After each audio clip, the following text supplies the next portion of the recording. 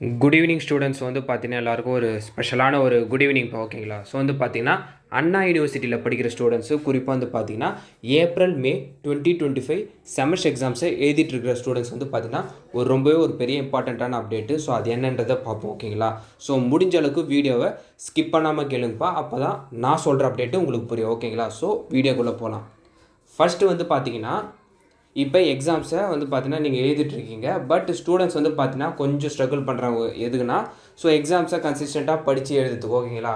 ஒரு சில சிம்பிளான ஒரு காமனான டிப்ஸ் அண்ட் ட்ரிக்ஸ் சொல்கிறேன். பட் அதை நீங்கள் ஃபாலோ பண்ணிங்கன்னா கண்டிப்பாக ஸ்கோரில் டிஃப்ரென்ஸ் தெரியும் ஓகேங்களா. சப்ஜெக்ட் வைஸு ஃபஸ்ட்டு வந்து பார்த்தீங்கன்னா நீங்கள் பண்ண வேண்டிய ரொம்ப ஒரு முக்கியமான விஷயம் வந்து என்னென்னு வந்து பார்த்தீங்கன்னா, நீங்கள் எழுத போகிற எக்ஸாம்ஸுக்கு சப்ஜெக்ட் வைஸ் வந்து பார்த்தீங்கன்னா ஃபஸ்ட்டு சிலபஸை ப்ரிப்பேர் பண்ணிக்கோங்க ஓகேங்களா.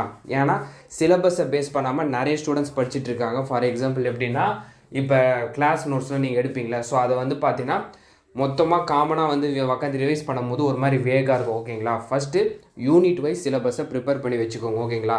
இதுதான் நீங்கள் பண்ண வேண்டிய ஃபஸ்ட்டு விஷயம். அதுக்கப்புறம் வந்து பார்த்தீங்கன்னா ஜஸ்ட் சிலபஸ் வந்து பார்த்தீங்கன்னா ஒரு கோ த்ரூ பண்ணுங்க ஓகேங்களா. இப்போ ஃபார் எக்ஸாம்பிள் யூனிட் 1 போட்டுட்டு ஒரு ஹெட்டிங் கொடுத்துட்டு அது கீழே சப் ஹெட்டிங்ஸ் கொடுத்துருப்பாங்க. அதை தான் வந்து பார்த்தீங்கன்னா யூனிட் 1ல் ப்ரீஃபாக எக்ஸ்பிளைன் பண்ணியிருப்பாங்க ஓகேங்களா. இது மாதிரி 5 யூனிட் இருக்கும். ஃபஸ்ட்டு சிலபஸை ஒரு கோ த்ரூ பண்ணிடுங்க. பண்ணிவிட்டு நீங்கள் ரெண்டாவதாக பண்ண வேண்டிய விஷயம் என்னென்னு வந்து பார்த்தீங்கன்னா, லாஸ்ட்டு ப்ரீவியஸாக நடந்த 3 எக்ஸாமோட கொஸ்டின் பேப்பர் அந்தந்த சப்ஜெக்ட் ஓகேங்களா.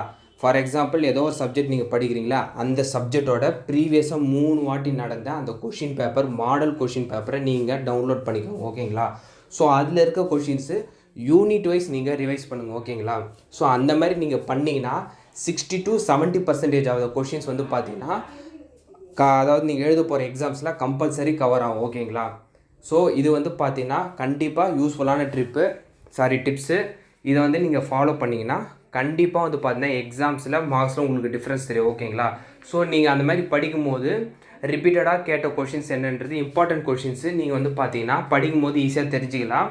நீங்கள் அது மட்டும் இல்லாமல் வந்து பார்த்தீங்கன்னா அதில் இருக்கிற 2 மார்க்ஸு ரிப்பீட் ஆகிறதுக்கான வாய்ப்புகள் இருக்குது ஓகேங்களா. ஏன்னா வந்து பார்த்தீங்கன்னா ஒவ்வொரு எக்ஸாமும் வந்து பார்த்தீங்கன்னா காமன் கொஷின்ஸு ரிப்பீட் ஆகும். அதையும் கவர் பண்ண மாதிரி இருக்கும், நீங்கள் கொஞ்சம் எக்ஸ்ட்ராவாக படித்த மாதிரியாக இருக்கும் ஓகேங்களா. ஸோ இந்த டிப்ஸை மறக்காமல் ஃபாலோ பண்ணுங்கள். கண்டிப்பாக வந்து பார்த்தீங்கன்னா மார்க்ஸில் உங்களுக்கு டிஃப்ரென்ஸ் தெரியும் ஓகேங்களா. இந்த அப்டேட்டை மறக்காமல் உங்கள் ஃப்ரெண்ட்ஸ் அண்ட் ஸ்டூடெண்ட்ஸ்க்கு ஷேர் பண்ணிடுங்கப்பா ஓகேங்களா.